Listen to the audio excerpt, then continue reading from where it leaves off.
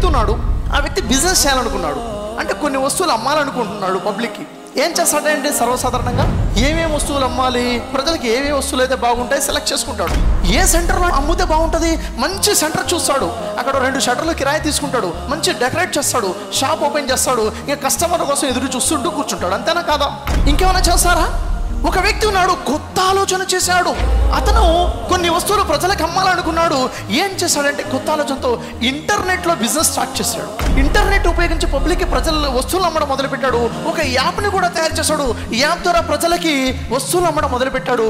ఎంత సాధించాడో, ఏ స్థాయిలో ఉన్నాడో తెలుసా? ఇప్పుడు ఈరోజు పూర్తి ప్రపంచంలో అతి పెద్ద రిటైల్ బిజినెస్ ఏదైనా ఉందంటే అతనిదే. ఎక్కడుందండి? వరల్డ్ వైడ్గా ఉంది. ప్రపంచం మొత్తం వ్యాపించి ఉంది. ఇక్కడ అక్కడ, ఈ దేశంలో ఆ దేశంలో కాదు, దాదాపుగా ప్రపంచం మొత్తం వ్యాపించింది. ఎంతమంది పనిచేస్తున్నారండి? 3,41,400 మంది ఎంప్లాయీస్ ఉన్నారు. ఒక సంవత్సరానికి ఎంత సంపాదిస్తున్నాడండి?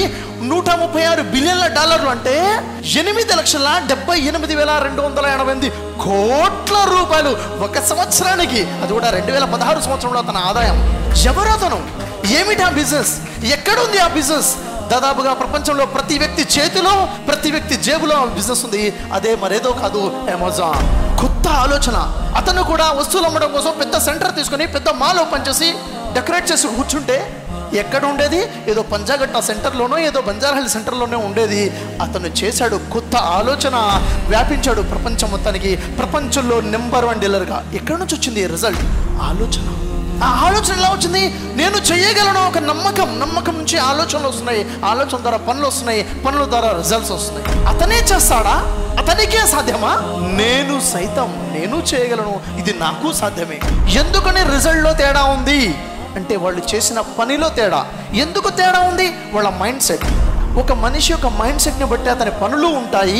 అతని పనులను బట్టి అతని జీవితంలో రిజల్ట్స్ కూడా ఉంటాయి. మన జీవితంలో గొప్ప స్థాయికి వెళ్ళాలి, గొప్ప ఫలితాలు రావాలి, గొప్ప గుర్తింపు రావాలి, గొప్ప డబ్బు సంపాదించాలి అంటే మన పనులు కూడా అంతే గొప్పగా ఉండాలి. అంత గొప్పమైన పనులు చేయాలంటే మన ఆలోచనలు కూడా అంతే గొప్పగా ఉండాలి. నేను సైతం సాధించగలను అన్న ఒక ఆలోచన ఎప్పుడైతే ఉంటుందో మనం ముందుకు వెళ్ళగలుగుతాం. ఇది నేను సైతం చేయగలను అన్న ఆలోచన ఉంటుందో, చెయ్యగలను అంటే ఎలా చెయ్యాలో ఆలోచనలు వస్తాయి. ఎలా చెయ్యాలో ఆలోచన వస్తే పని చేసుకుంటూ ముందుకెళ్తాం. ఫలితాలు మన చేతికి అందుతాయి. అవునా కాదా?